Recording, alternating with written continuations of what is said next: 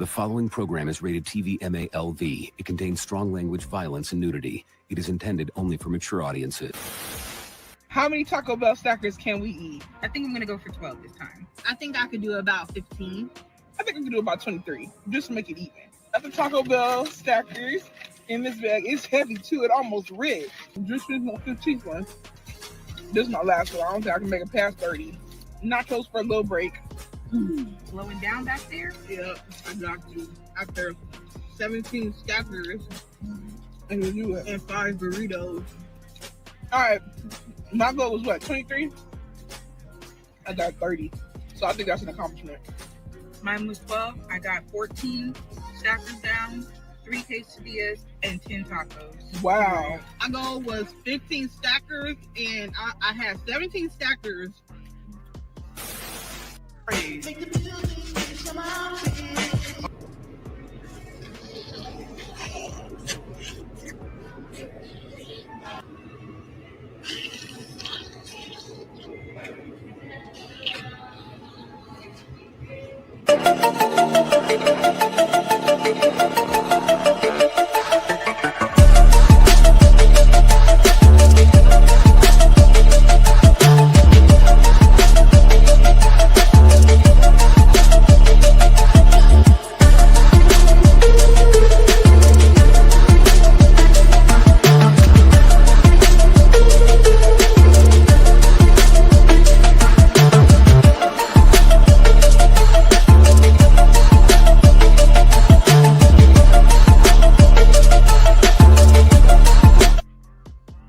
Yo, it's your boy Tanner Black. Today is Saturday, December 6, 2025.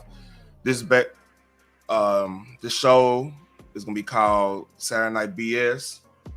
Just want BS around. If y'all wanna link is pinned on the regular YouTube. If y'all wanna come around and talk some shit, this is random. Just some things on my mind and everything, you know. So this stuff I didn't get to on the fish fry.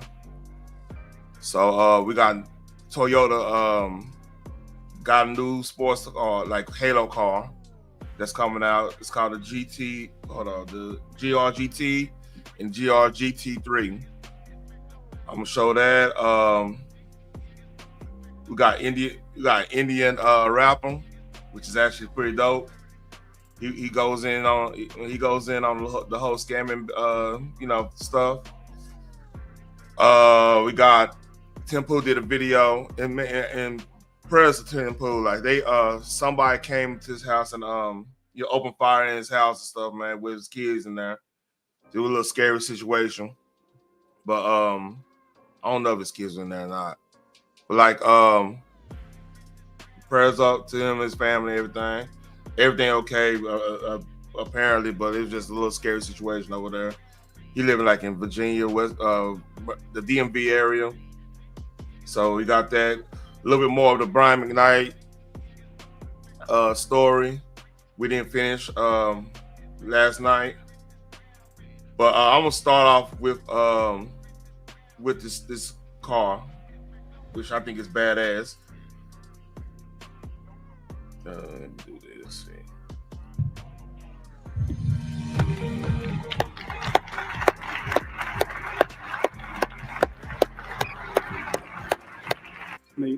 This was a press shop, and as some all the way back in 1967, the spirit of invention that was born here is now reborn as the Inventor Garage of Woven City, a facility for creating the future. Now today will be a celebration not only of invention, but of something I know we all love. The celebration of the car. The excitement, the thrill, the love for speed, all things I think everyone in this... If y'all don't know, I'm a big car head.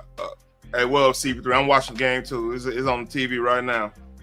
I'm a big car head, man. I have I just purchased a 2024 Mustang GT California Edition. I love it. Again, I'm trying to get used to the car a little bit still, but Yeah, so far so good. So this is music in my ears. Like I love like hearing about new cars, new sports cars especially. I'm a big sports car fan. Like my dream car is a 68 Fastback, you know, Eleanor. But hey, there's a little bit about myself. Room, and everyone watching online shares a passion for. But as with many things in life, a story of strength begins with a story of what's called in Japanese kuyashisa. It's a strong word, but the nearest is humiliation. And I want to tell you all about this from two viewpoints. Now, I've been working as a designer here for 36 years. And I can honestly say that as a designer, there's nothing more painful than being told that what you've put your heart and soul into is boring. Yeah. 14 years ago, at Pebble Beach in America, that's exactly what happened. When Akio was told on his visit there, Lexus is boring. That feeling of humiliation was a turning point.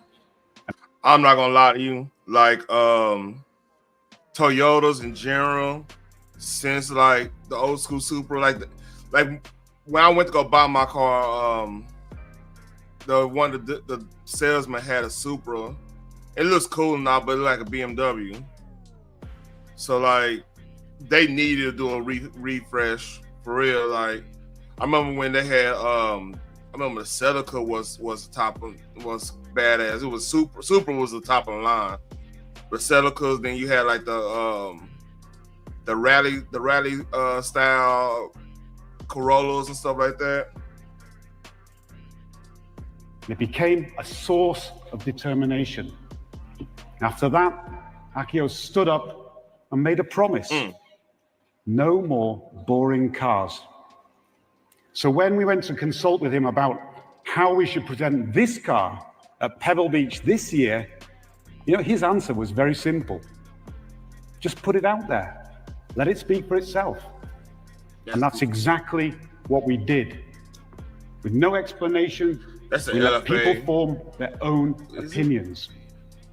And I'm pleased to share that at Pebble Beach this year, there wasn't one person who said that Lexus was boring. To be innovative, adventurous, original, to help our customers discover this is what Lexus is born to do. And with this car, we wanted our customers to discover a new level of sensory immersion. The vehicle behind me has meant big breakthroughs, dramatic proportions, packaging innovation. Just look at the stands. The rear view, it's just beautiful. And it's all under 1,200 millimeters in height. For any sports car, this is a huge challenge and a huge accomplishment. And when hey, CP3, that was a little cheap shot though on the rear. Oh no, that's clean. That's clean. Never mind, that's clean. Car's finally finished, it'll answer Akio's last request, and that is to completely redefine the sound of an electric sports car. Now, we designed this car to really speak for itself, but that's not simply by chance.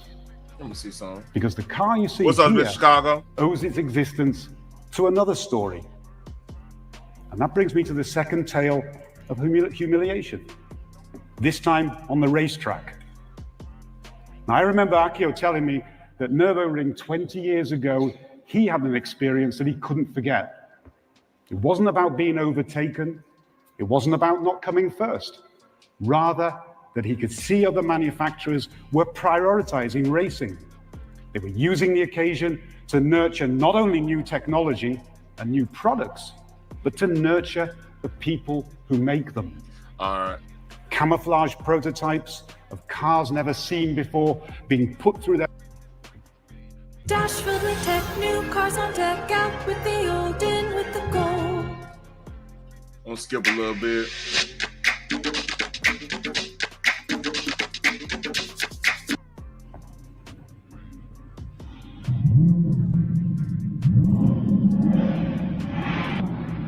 So the GR GT is supposed to be a V8 twin turbo.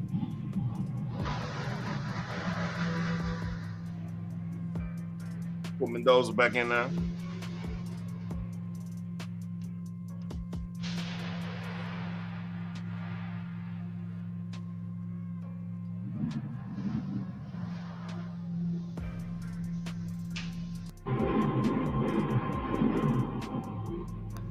Yeah, the Lex is gonna be electric, but everything else gonna be V8. Which is crazy here, a Japanese company making. What do you think V8s about these? again.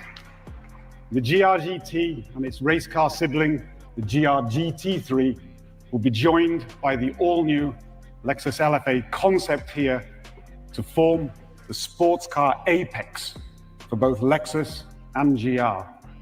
All from one race-bred platform, true to GR's promise of pushing the limits for better and contributing to the entire Toyota group. And all part of Akio's promise of no more boring cars. Now, the GT3 category, where the story of these three cars begins. I'm not gonna lie, they look nice. I like the GT. That look nice. So yeah, that's what they reveal. I don't want to get in detail. I want to, if he does get in detail, say exactly what's on it. All right, I'm gonna let it play a little bit longer.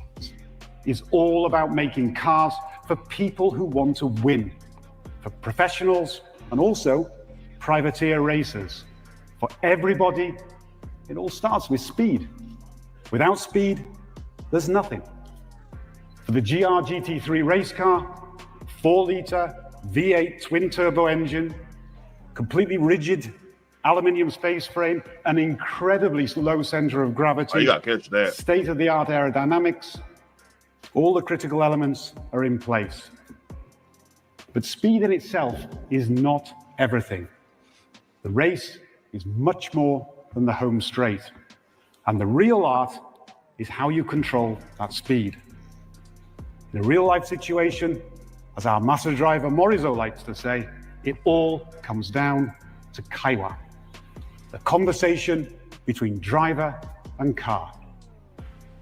The GT3 is engineered to give you confidence in. You know what? It kind of reminds me. Now I know it's different companies and everything, but like one of my favorite cars, especially back in the Gap when like I used to play Gran Turismo 3 and stuff.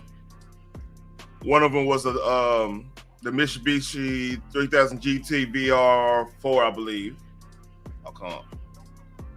Yeah, it got the same type of layout almost. It's kind of eerie, man. All situations, to feel reassured that the conversation, even at the limits, in the severest of the situations, it's all about the car, giving you the feedback that you need to guide you in making split-second decisions. Fluent communication, knowing how the car will respond, so that there are no misunderstandings. Bringing out the best in your abilities. I wonder what it's going to do in so the you can push the car and yourself ring or whatever even further.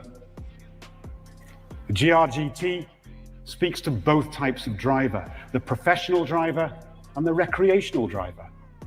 Whether that's two different people or you and your alter ego. I like that. I like the front end too. That's now nasty. An integral part of any conversation with a car is sound.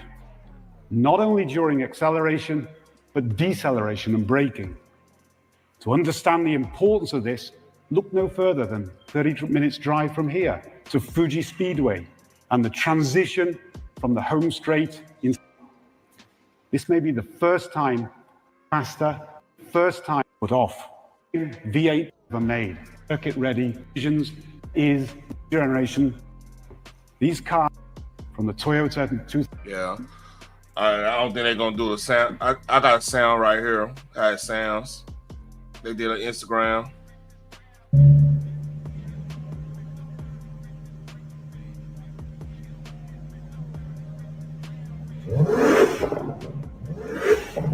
Like a V8. Let's go for I believe the Corvette got like a 4-liter V8. The base Corvette got like a 4-something-liter V8. So that thing gonna go because it has a it's just like the GT, the Mustang GT where they got a axle in the back. Like that car doesn't have like trunk space. Like the back seat is a trunk, and super like crazy fast. It got like active exhaust and stuff. It's like a $300,000 car base. So yeah. They showed that. We go on something else. This was hilarious to me. Bro, do not redeem, yes you know. Bravo drip from head to toe. Scam a lot to get the racks. I'll fix your modem, I got the hacks. Yeah, I want to live it up, I want to live my life. Baby mama mad, but she just love my hype. Working every day, yeah, I don't sleep at night. Plug on the line set, just waiting, that's why. Do not redeem. Do not redeem. Do not redeem. You gotta show this 7-Eleven. It's crazy. My baby mama calling, says she needs some money. Curry too spicy, add a spoon of sweetie honey. FaceTime scamming with the VPN running. DBS dancing while my pockets keep stacking. Yeah, yeah.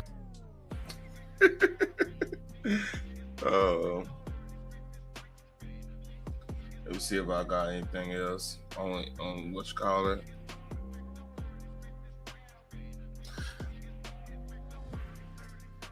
Let's see.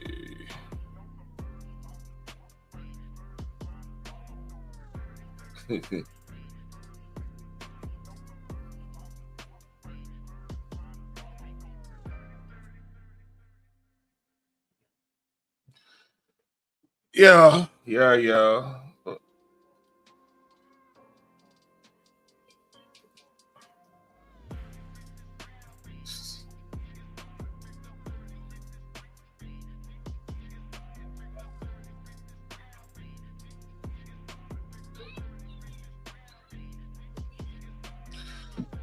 All right.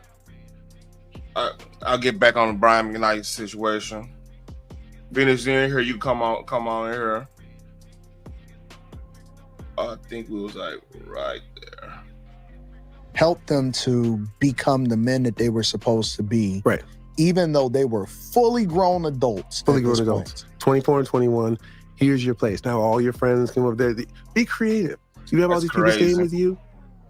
Have them pay some rent. $100 here, whatever you have to do while you guys can get your music off the ground. They had produced a record at my house. It was out. It was doing well. My whole team put them at the Roxy on Sunset. Yep.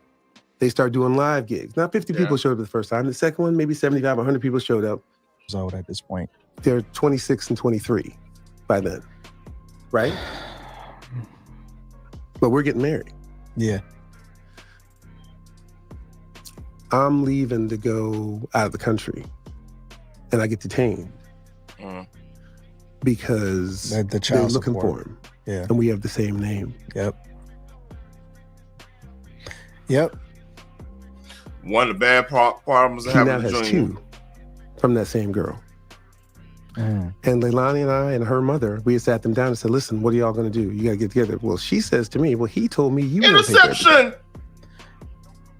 As a grown man? CP3. When the second one comes, Indiana ain't playing with y'all. He comes and tells me that he just happened to be over there and she raped him. Wait. And I'm like, what? He comes and tells me that he just happened to be over there and she raped him. And I'm like, what? What is happening? This is where we are now? What? So we go ahead and get married in a fairy tale ceremony. I'm gonna give you all the video so you can see it. About 6 months later, the oldest calls me. He's like, "Listen, I don't have a place to stay. Can me and my new girlfriend come live with y'all for a while?" Both of them? Mm-hmm. So this isn't even the original girl? No. Wow. As a father, I had to put my foot down because if I give in to this again, I said, no, you're going to have to figure this out. You're now 26, 27 years old. You got these 2 kids you're not taking care of. Yeah. You got this woman who now he has another baby with. Right, so he's a 2-time baby daddy. So he's got this, and it's not about the baby daddy. And I'm just, that's it's just about, Yeah, that cute. This is one of the problems when you give your kids everything. I've seen, like, I had classmates like that, like their parents gave them everything, and they just take advantage of it, you know. And like the parents don't want to lose the kids and stuff because like they'll do the whole guilt trip fiasco. I used to hear like, man, why, you know, and I had to distance myself from them just because I was raised better than that, you know. I got a lot of stuff I want, but like it was on some. I had to go and do something. I had to make myself a what's up, Phoenix? I had to make myself a asset, not a liability, you know. I was always taught that if it wasn't for my mama or for my kinfolks and stuff, like I always make yourself a asset. So my thing was like I taught myself a lot about computers, like, and I had friends I could kind of, you know, iron sharpen iron type situation, right? So that was one of the things I learned that I could always help out there. I mean, washing cars, helping granny and auntie and all them with their computers and stuff. It helps that my family on my dad's side ran multiple businesses. So like if their computer go out, because like I was the one that knew, okay, yeah, you're gonna need this, you're gonna need that. All right, I do Quickens or whatever. I knew how to work the Quickens and everything. You know, I made myself available. You know, made myself like an asset.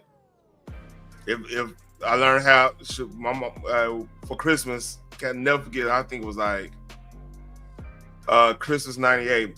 My mom got me a DVD burner, one, you know, for my computer, and yeah. I started learning how to, you know, make little mixtapes here and there, little stuff like that. Like, always make yourself an asset to the situation. So, I don't get the whole just sit on your ass and wait until your parents do something and this and that. Cause like, if I didn't like push the issue in some one way, you know, or another or whatever, and say, hey, this, you know, this, I need this to do this, and I could be able to make money doing this. If I didn't do that, like I probably wouldn't get it, you know, in some cases. Now, yeah, I mean, I was a kid, I did get stuff like, you know, video games and everything while I was young and everything. But like, I had to like figure out a way to get my own games in a lot of cases. And you know, you become resourceful when you want stuff, you know. That's why you don't never give your kid, especially your sons, like, you'll be surprised what one to have good things would do to a young man, to get him to start thinking about like ways to hustle, ways to make himself valuable to the situation. You'd be surprised. It's just you got to take care of your business. I'm not here to take care of. I got my own stuff I got to deal with. Yeah. Take care of it. So now he's having to deal with things on his own, and that's when, in 2019, when we decided to leave LA, he goes on his Instagram and tells everyone that he was abandoned, that I abandoned him and his brother. Abandoned. Yeah. Strong word. Strange things happen when you cook over fire. Family members suddenly emerge, laughing.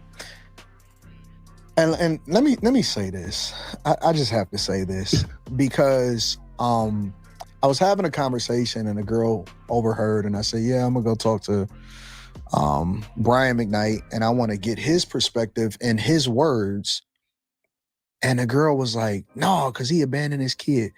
And I'm like, wait a minute. You don't even know. That's another thing, man. Like, ladies, real talk. Sometimes tough love is the order of the day. Sometimes tough love is the order of the day, right? And the whole point of the abandonment of kids, just hearing that statement is gonna trigger people. Gonna think that these kids are little, small. He just said, I don't want to deal with them no more type stuff. But try to it's always better to try to see the whole picture before judging and putting your little 2 cents in and everything like that in cases like that, because there's a lot of sorry kids, there's a lot of sorry fathers, there's a lot of sorry mothers, there's a lot of sorry families in general. We don't know what's really going on. And just, you know, some of these kids need to, you know, bump their head a little bit so they get their stuff together.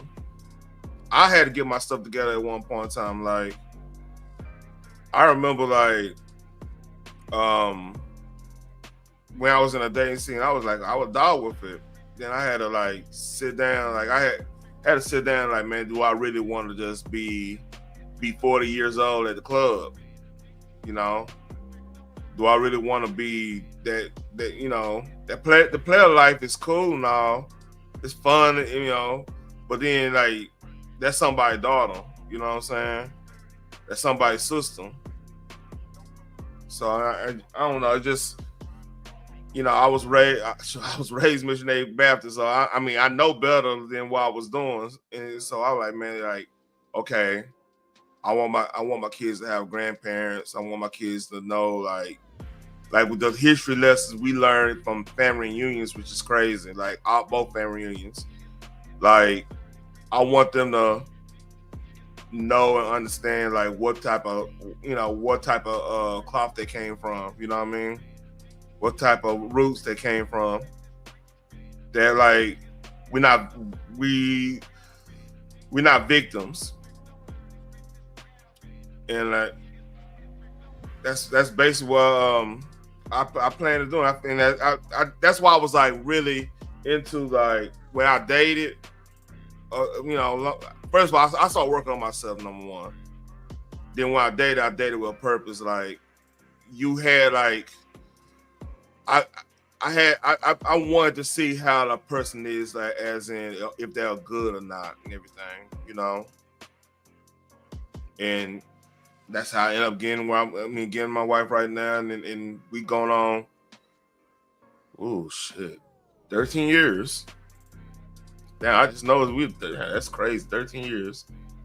But hey, a little bit more. You going based off of do you not want to hear it from all sides first before you come to this conclusion? But see, this is why guys are so bitter. And this is my opinion. I know I'm interviewing you, but this is my opinion. This is why guys are so bitter, because anybody can spin a narrative and then it completely, you know, try to ruin your reputation that you've spent a lifetime building. And instead of us having these grown men hold themselves accountable and take care of their business and take care of their kids, now they basically are baby boy. It's baby boy. It's literally baby boy all over again. And it aggravates me because they've benefited from you, but haven't really lived up to any expectations whatsoever. None. Yep. And going with the whole the bitter dude thing, I got a video from Tim Pool, and I'm gonna I might have to put the overlay up because I think they do flag and stuff a little bit. I'm gonna put the overlay up so it won't. Let's see if I can find it. Dang.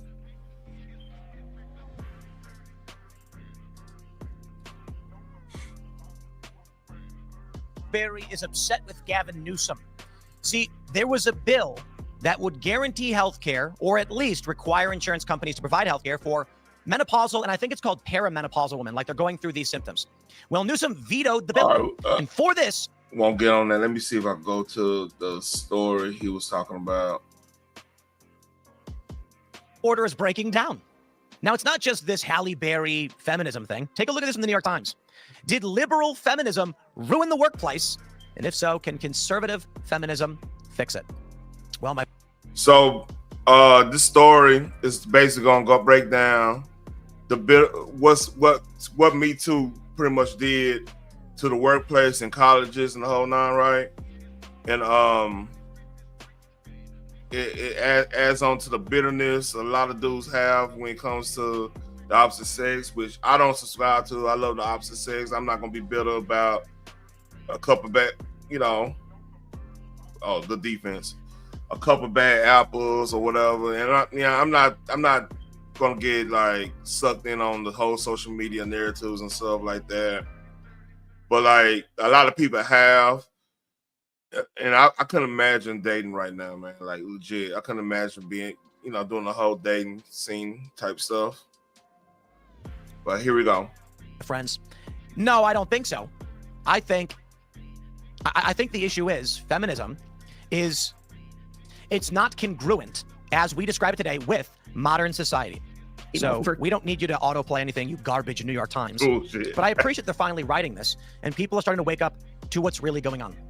Let me read this for you. I also have an essay where maybe it's fake, but it's an essay. That essay is crazy because he's talking about the college situation.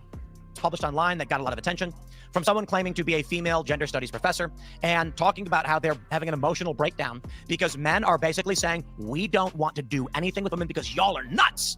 Guys are scared of going to jail, having their reputations destroyed. They can't be in the same room as women because they'll get accused. Heavens me. That's where we're at today. And if the issue is an accusation is enough to destroy you, guys are like, I ain't going to spend any time alone with anyone. Now, before we get into all that. Yeah. And see, hey, a little bit, put everything in context. I heard a lot of this out of my little gaming buddies where they just basically disenchanted with even dating stuff and just in general, the whole social media scene and everything. They just like, nah, I'm not. They don't even try, which is crazy to me because, like, yeah, I'm pretty much a nerd and everything, but like I still went out there and made myself available to the opposite sex. So it just looked, different how different generations dealing with this. And my friends, we got a great sponsor for you today. It is Beam Dream. Go to shop. Fan of Beam Dream. I've been drinking it. Amazing. For those that don't, before bed, and I go to sleep. This coffee is good. Sleep like a rock. Wake up the day. Dream cyber ever. And I.com/Tim Trump. That.com/Timcast. Get it while you can. Get it now. Get the discount. Let's get back to the story. Here's the New York Times. They say, Ross Duthot, below is an edited transcript of an episode, Interesting Times, says men and women are different. That is a core premise of conservatism in the age of Trump, that liberalism and feminism have come to grief by pretending that the sexes are the same. But what does that difference really mean? Should the right be trying to roll back the entire feminist era? Yes. Anyway, he goes on to say, or is there a form of conservative feminism that corrects liberalism's mistakes? My guest this week, Helen Andrews and Layla Bresco-Sargent, are both conservative writers, critics of feminism. By the way, this is the reason why I'm going through this. I'm showing this. I'm playing this video. We tend, as a black community, in some sectors of the black community, I should say, not all, but some sectors, they tend to follow some of the aspects of mainstream when it comes to, like, I remember when the big talking point was toxic masculinity or calling somebody toxic and this and that. And like I used to laugh at it because like I never heard a man call something inappropriate.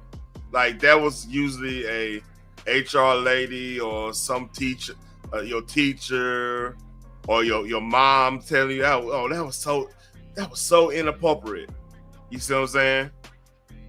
Like dudes don't say toxic and inappropriate. And toxic, like, okay, that's what you're drinking might be toxic or it's poison, it's toxic. Yeah, in that context, yeah. But like, if your behavior toxic, I've never heard a grown man or even I never heard a man call a boy, man, male, whatever you want to call it, call something toxic.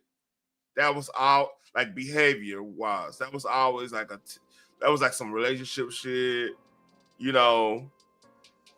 Oh man, you gotta catch that. That gotta be like some something of that nature. Or HR, that's like an HR term, like, okay, your behavior is toxic. You need to work on your behavior, blah, blah, blah. That type of stuff, okay, I get that. That's like corporal speech, a sensitivity training and stuff like that. Never heard a grown man call another grown man toxic. You know, that's just.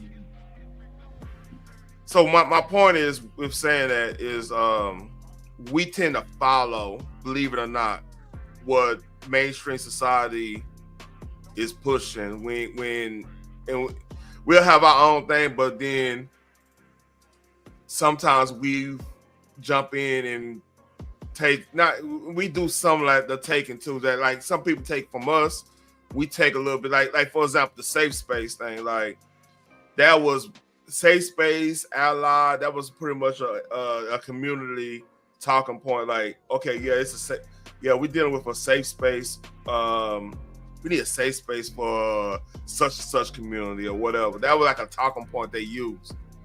And then a lot of people in our community saying safe space, which is like crazy to me. So we have to, before we start talking about like cultural appropriation and this and that, we need to really talk about things we take. We take some of this stuff too. It's just the reality of it.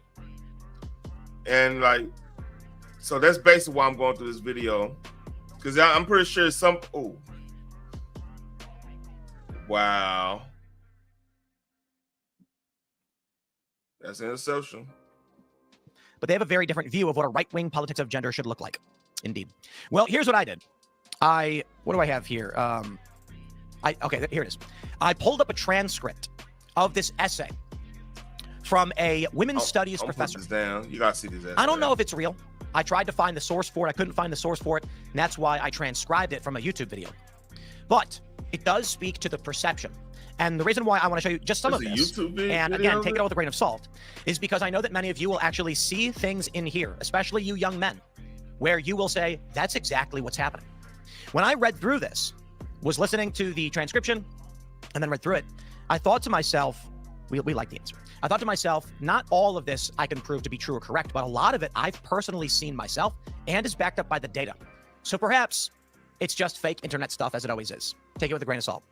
Don't use this as a primary source, but anything in here, fact check and see if there's data to back up these claims.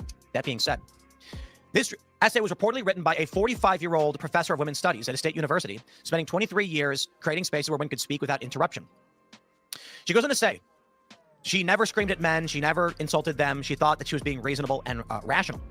It used to be that male students would occasionally challenge readings, create discussion, and mansplain, but at least engage. Now the 7 guys in my class of 30 just sit there, they take notes, they turn in assignments, they say nothing. She goes on to say that finally she went to someone and she asked him, saying, I noticed some of the men are participating. He does this weird smile that doesn't reach his eyes, says it's probably better if he just listens and learns, and thanks me for my time and leaves. Something about the interaction bothers me for days. She talks to a sociology department colleague. He gets this look on his face that he's been waiting for someone to notice something. Says he's been tracking enrollment and behavior patterns for a paper. Says male enrollment for courses taught by women has dropped by 17% over 6 years. So I believe this number might be correct because there's a lot. I have nephews that they just going into doing like a trade and everything. They're not even trying to go to college. And the ones that try and go to college, they going into for sports or whatever. And they are being briefed like right now, like, hey, you know, this is what you don't do, this is what you don't do. So thing about us men, right? If we see somebody name get tarnished or losing this, losing that, we learn from other people. We that's how we socialize. We kind of learn from other people's mistakes and what not to do and everything. And if it's a large segment of people going off and purposely destroying people's lives over allegation type stuff. Common sense will tell you they're gonna the men around that learns from that, they're gonna kind of, you know, kind of steer clear of the situation. So yeah, like people talk bad about the manosphere and like the red pill community and everything, you know, which is, I don't agree with 100% of what they're saying, but like I get why they exist. Like at one point I might have needed that red pill moment of like to get over something, then to become a better person or whatnot, right? So yeah, this doesn't surprise me, not one bit. In courses specifically about gender, sexuality, or women's topics, male enrollment is down 32%. Participation rates among enrolled men down even more dramatically. Office hours visits from male students to female faculty down 41%. He shows me survey data he's been collecting. One survey response from a 23-year-old engineering student wrote, he wanted to take a class on gender and literature because the books are interesting, decided against it because he couldn't risk saying the wrong thing, having it interpreted as threatening or ignorant, becoming an example of what not to do. A business major. Yeah, the other part of that, when you start doing the words of violence and silences violence and all these little, they talk about microaggressions, or if you sitting with your legs spread, you man spreading and all this BS. Yeah, like dudes not gonna want to be a part of that. I mean, unless they're a part of the community where they're gonna have some type of they have some leeway at that point. Oh, good defense. So yeah, that makes sense to me. Described being interested in a female professor's research, wanted to ask about mentorship, but didn't, because this is funny. He didn't want to put either of them in that position. He called it, like meeting with a professor was a dangerous situation to avoid. Of course it is. These young guys are going to get falsely accused, and they know it. Or something they do will be interpreted incorrectly. Yep. And they got to deal with it. It's going to ruin their reputations and their lives. And the large percentage of this is the bane of every American existence right now. It's the white liberal woman. Like every other demographic, we could pretty much coexist, chill, you know what I'm saying? Laugh at jokes, you know what I'm saying? Even laugh at racist jokes in some cases. Like I've heard some funny racist jokes, and I've made, you know, now I ain't made it, but like, you know, with your homeboy, like it was a skit on YouTube. I don't know if I can find it where oh yeah, let me find it. I'll find it. Make a perfect example of it.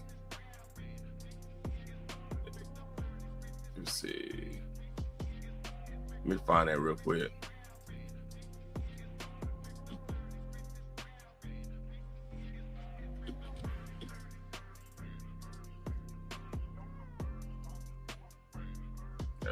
Let's see. See if I can find it. I don't know if I found it on.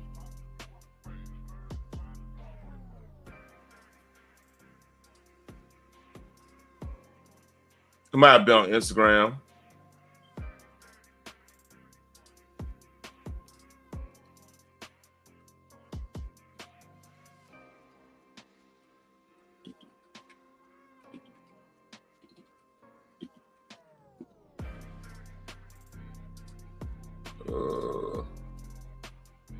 Yeah, it was on Instagram. Anyway, we'll have to go there. She says it's one data set, but she pays attention. She notices her teaching assistant, a female grad student, gets way more questions during her office hours than she does. Male students line up to ask her things they could ask me, but they bring it to her. Trying to sound casual, she hesitates, then admits male students have told her they feel more comfortable asking her questions. When she asks why, she seems more approachable, or they don't want to bother me. University implements mandatory mentorship program for junior faculty.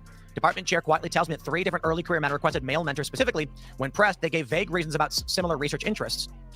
But their research interests aligned more closely with mine than with the men they requested. The chair looked tired when he told me this, like he's been managing these invisible tensions for a while. Go to department mixer, try to network with new male faculty hire. Conversation is polite, professional, and brief. Watch this, He y'all. positions himself so we're visible from multiple angles, doesn't step closer when the room gets loud and we can't hear each other, maintains this careful distance. It's deliberate. Contrast it with how he talks to male colleagues. They're relaxed, laughing, and standing close. The ease of it. Yeah. Every boss, every new hire, every young... Yeah, dudes gotta be very careful with women in the workplace, real talk. Like, you gotta be really careful. Because, like even slight jokes with your friends or whatever, it's people that will go out and just listen to people's conversations just to have an issue, you know? So you gotta be real careful. Now, I mean, I'm blessed to have a job where a lot of people are pretty much of the same, I ain't gonna say same ilk, but like, a lot of people have a sense of humor at my job. We don't have no like busybody trying to, you know, do that type of stuff. I mean, it's hard to do. Yeah, it's hard to do that when you are busy like all the time, you know.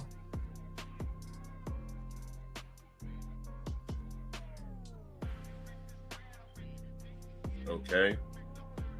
So yeah, but a lot of jobs, man, you don't have that. Gen Z guy knows that if I put it like this, because we talked about it for years. Let me give you the scenario, ladies and gentlemen. A guy walks in to his office and he sees another guy in a slick new suit and he's dropped weight. He's been working out, his arms are bigger, and he goes, "Whoa, Jim, looking good, brother. You lose weight? You've been working out? That outfit is fantastic. My man's got swagger and style. You're looking great, brother." Pats him on the shoulder and says, "Whatever you're doing, keep it up."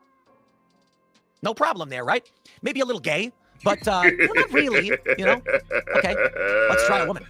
There's Janet. She lost some weight. She's wearing a very nice dress. And the man walks in and goes, "Whoa, Janet, looking good. You lose weight? Wow, that outfit. Looking gorgeous." Pats her on the shoulder. Ooh, Bro, that guy's getting fired in 2 seconds. He's going to be accused of sexual harassment like that. Ain't no way a guy's going to do that. Bro, in sports, guys pat each other on the butts. Good luck. Co-ed NFL. Yeah, everyone's going to be hiding in the corner. So here we go. The essay goes on saying, rates of young men reporting having no close friends is up dramatically. Emotional isolation metrics through the roof. Cross-cultural data showing this pattern across... By the way, this is really hitting up hard in the white community, where that's how you get the incel situation, right? Because like if they can't talk to their own women, man, like that's gonna have a down effect down the line, because like dudes talk at all races, especially when they oh my god, especially when they like of a certain age and they play sports and they it's co-mingling type situation, right? So like, I mean, I don't know, man. It's just that's a hill they're gonna have to they're gonna have to do something on that side, man, for real. Like, thank God, man, like it never got as bad. The Me Too situation never got as bad in our community compared to other communities. Like a black man could legit talk to a black woman in a public setting without being called a creep and everything, especially in the South. I can't speak for like other areas, but in the South, like you could be cordial. Now it's a time and place. Like if she on her phone, she walking fast, you trying to get it. Yeah, that's gonna be a little weird, but like you could still, like if you like in a public place, like let's say you at Barnes & Noble. I know Barnes & Noble might be dated, or Starbucks, and then so you could make a joke and that it could be a laugh, it could be a chill moment in that situation, and nobody thinking like you crazy or anything like that. Now I can't speak for the West Coast, I can't speak for the up north, I can't speak for the East Coast. I can speak for the South in that case, because like I could really, I mean, to be very anecdotal, I can speak for Texas. Now I don't know about any other place in the South. I don't know about Georgia. I don't know about how Florida get down. It might be different. But in Texas, I mean, people still kind of chill. Like, as long as you're just not weird looking or something crazy, Multiple Western countries. Find research about men's support groups. The conversation's happening there. Themes of fear, withdrawal, calculated risk avoidance. They describe every interaction with women as potential threat to their education, career, reputation. Describe the running cost-benefit analysis of simple human. Yeah, that's crazy. The best companion for your fantasy team is Fantasy View. Track stats while you watch live NFL games with YouTube TV. Interaction. I should publish this full essay. I think I will. I think I'll post it on X or something for people to read. And I want to stress, I have not been able to vet this. I don't know who wrote it. It was in a video where an AI voice was reading it from a 4chan green. Yeah, you probably don't need to. Yeah, it might be an AI stuff right there.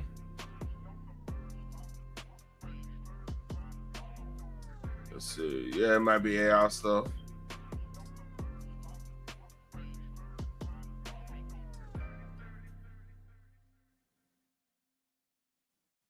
Oh my God. Yeah, enough of that. Enough of that. Let me show y'all this. Let me get this.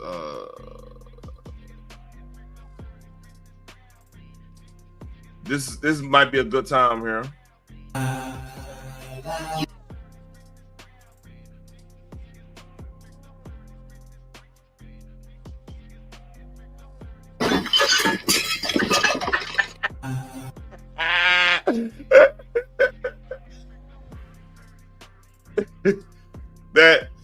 That's crazy, man. Make me want to make my eggnog.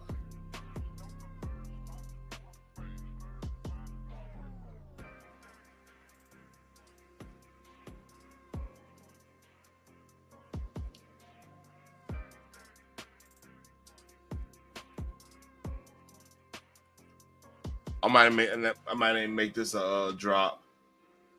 I hope you don't think that you're going to get any of this cookie. Now you can hit the sheets of the streets. It don't make me no never mind.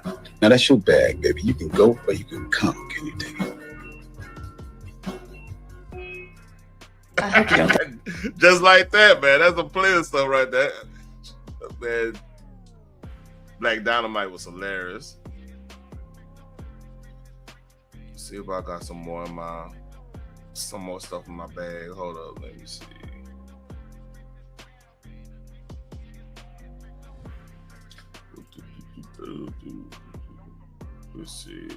Let's see. You know what? I never went through. Let's see. No Jamaican gang. I never went through this video. Never went through this video right here. When everybody tell you, oh, look at that deposition on the internet about David Taylor, his ministry is a cult, they are liars. I'll tell them to their face they're liars, and Jesus is going to tell them to their face when they stand before me. He's going to throw them into hell. I'm telling you. So you don't see this happened 3 months ago. I don't think I ever went through this. So I think it's proper to do this. Hold on, let me find it. Close the doors for me for a quick moment. that there's any problem when you're ministering to the poor, the sick, the needy, to be appearing in Louis Vuitton and Versace? Well, that ain't something I purchase all the time. No, it looks like you did several times. And I mean, I'm a very frugal person when it comes to this. I go to the right places to get a lot of suits, and if I get some from those places, you don't see that. You don't see. I don't see Macy's. No, you don't see that. You know, because Macy's don't have the kind of suits that I wear. And so y'all know I'm dressed down in my sweats and everything today. Yes, this is a Ferrari hat. Man. And you know, I saw it when we were in the Ferrari store. You have annuities, you have stocks, you have collectibles, valuables, golds. This is my first time watching this video. It's crazy. He just flaunting it right now, man. It's crazy. Silver. Some of you have land. Some of you got oil wells. You may have 20 oil wells, and God said, give the ministry 5 of them. What? Why would that come out your mouth, dude? They missed that. That's strange. Why are you? Come on, man. You don't have to just give in money. You need to give in possessions. Don't persecute me if you don't have it.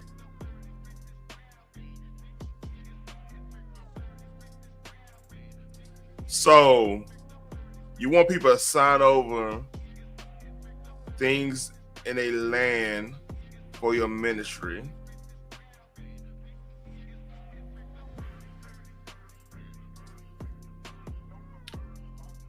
Yeah, I don't know about that one. That's Jim Jones-ish. That's a little weird there. All these people who's persecuting me said I'm a warlock and I'm teaching false doctrine are liars. A few moments later. Also breaking at noon, 2 pastors now facing federal charges in a $50 million labor and money laundering scandal linked to a Houston ministry. Religion is supposed to save souls, not bankroll real estate empires. But this one dude right here used prayer calls, fake miracles, and, Jesus told me threats to build a $50 million scam machine.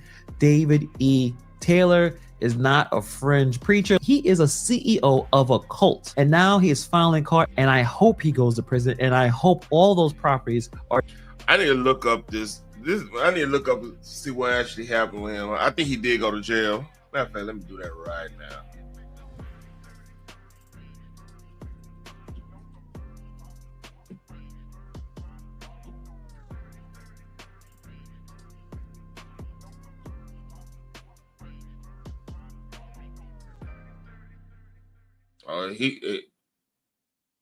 He was out there out of Michigan, Phoenix.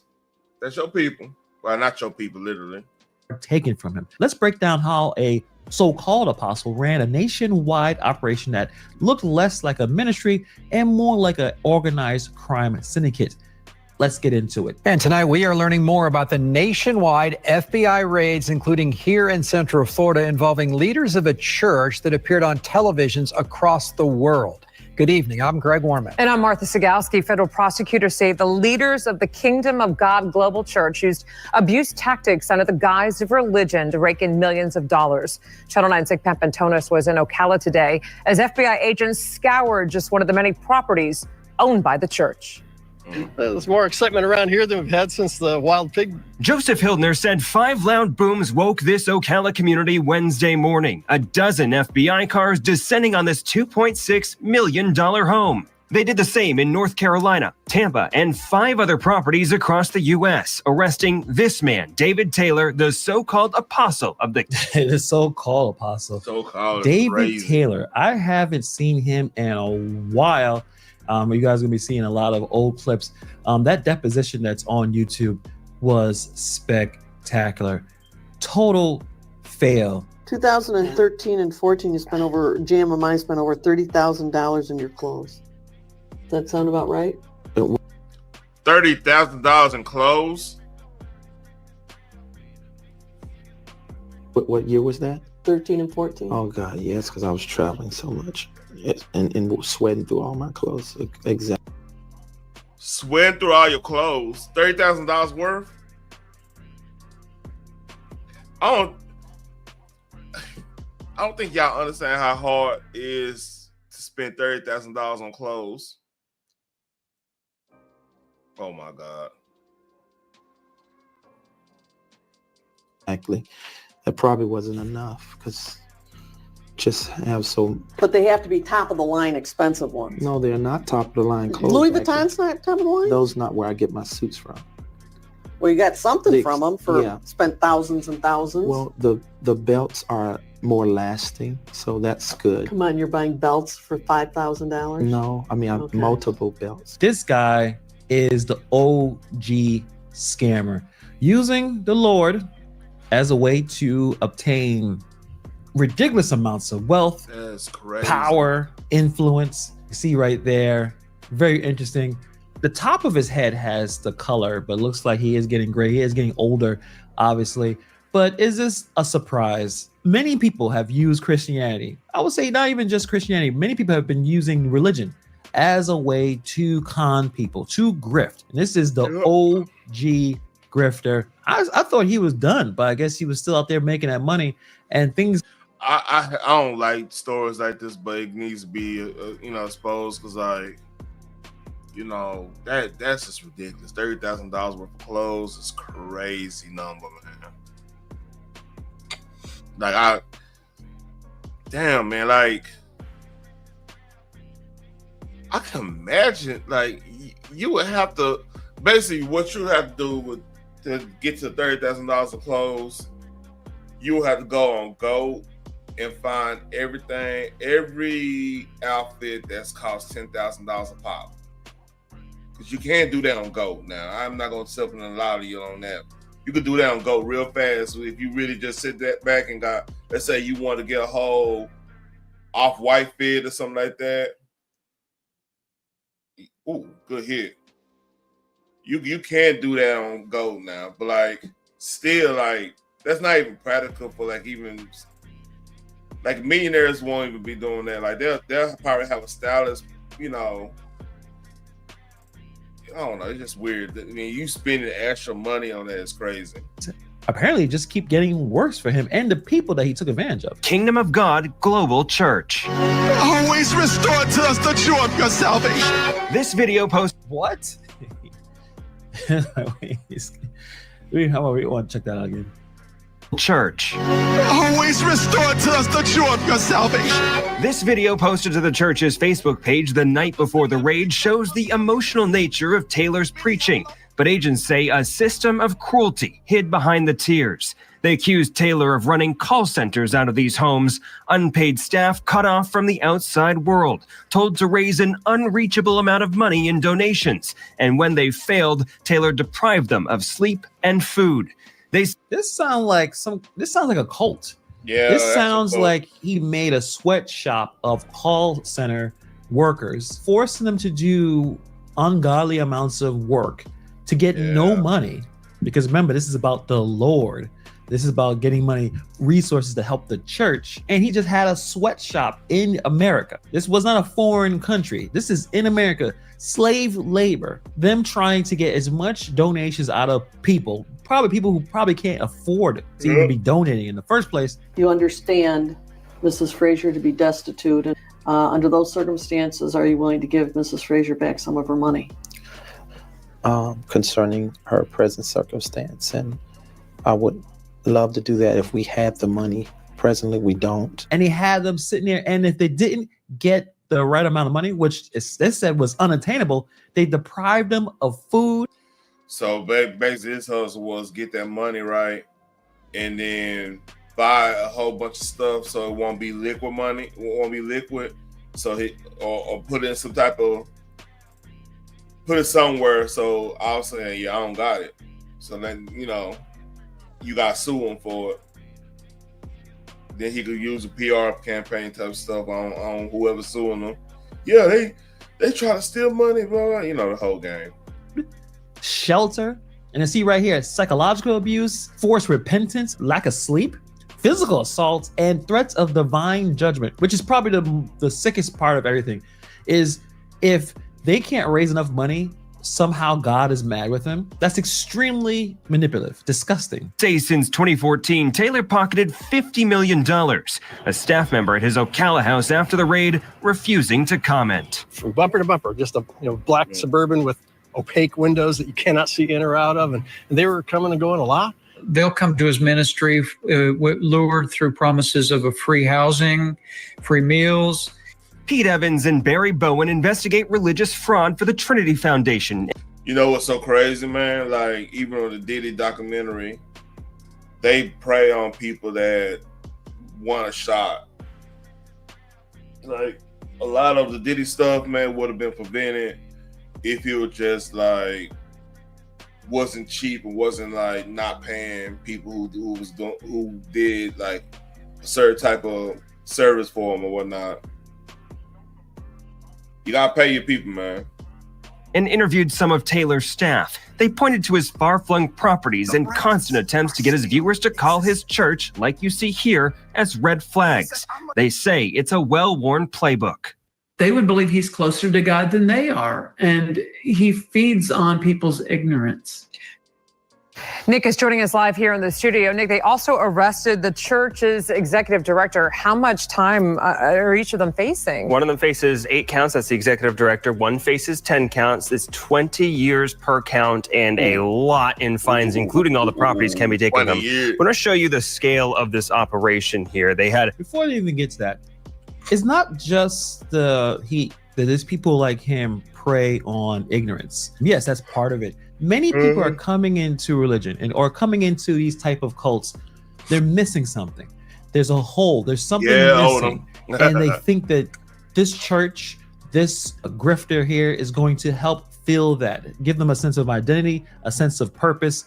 And the grifter, the scammer, use that void to take advantage of them, to tell them things, to make them feel good. And then once they are truly engulfed in the cult, the scammer will have supreme power over these people.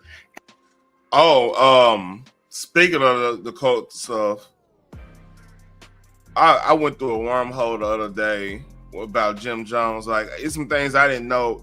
Like, Jim Jones, originally from the not the rapper, but the cult leader. He originally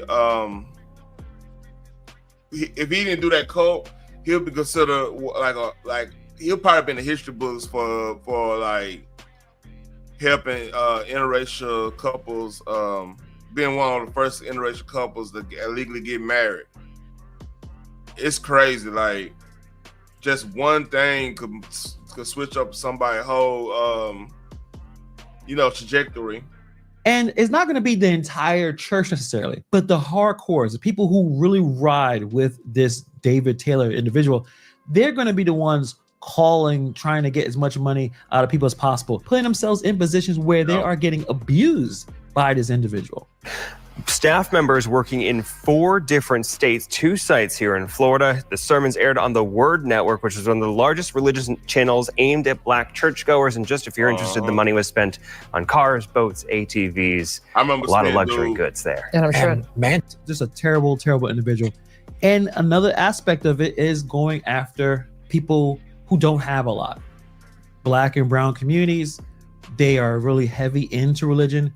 So they're more likely to be taken advantage of. They think, if I pray enough, if I do. It's just crazy. He had a Ferrari hat on doing a conference call. That's just crazy. Do enough, maybe my chances or my fortunes in life will be reversed. That I finally find my way. And scammers, fraudsters, religion is the best tool to take advantage of people.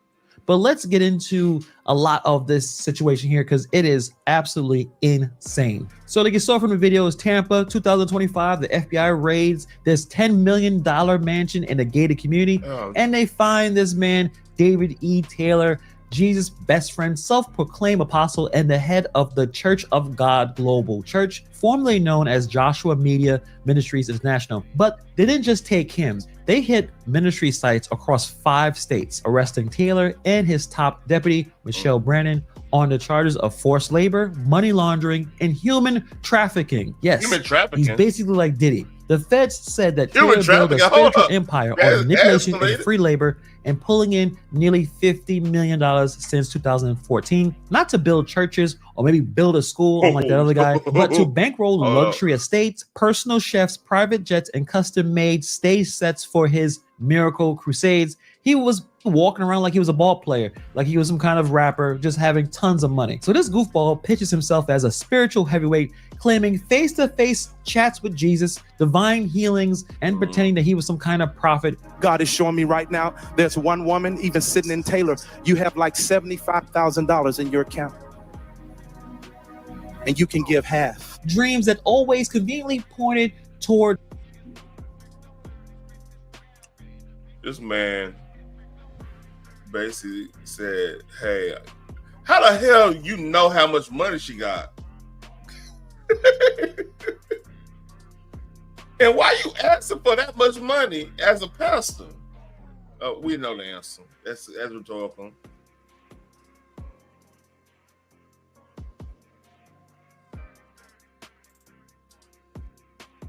More donations. Close the doors.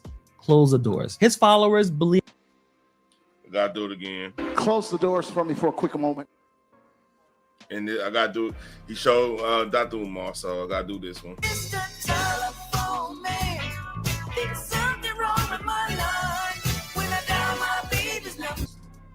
You feel me? Hold on. Yeah. Nah, I got this. I got this.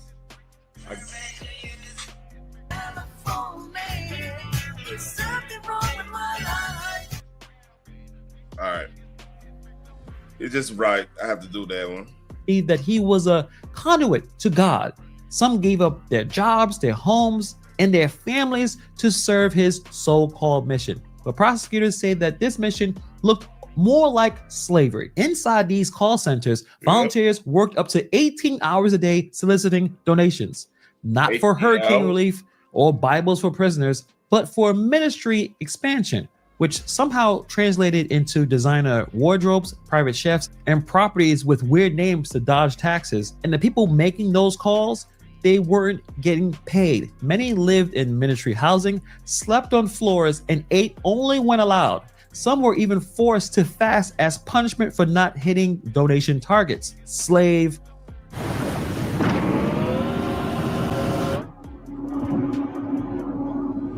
labor.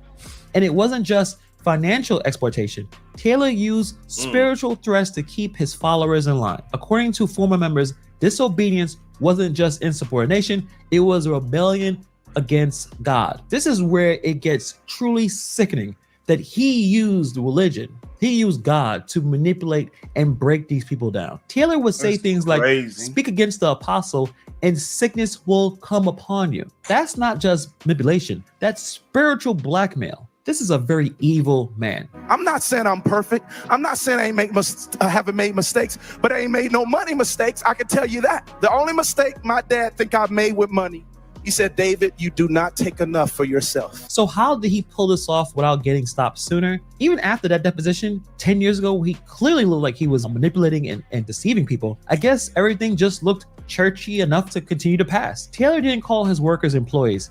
He called them armor bearers. It sounds biblical, but in reality, they were just unpaid laborers answering phones and running errands. Former insiders say that they were micromanaged down to when they could sleep or speak. One ex-member described being told when to shower, what to wear, even when to cut ties with family. Taylor allegedly pushed people to a— That's definition. That's cult behavior 101. If any church is actively telling you to disassociate yourself away from family and loved ones, that's a cult, hands down. Now, there's specific cases where, a pastor might say that. Like, let's say if there's been some type of abuse, that go without saying, or there's some type of stuff like that. We won't have to. You don't have to put a caveat on that. But like, if you just say, hey, I'm going to church and everything, they say, associate from your family.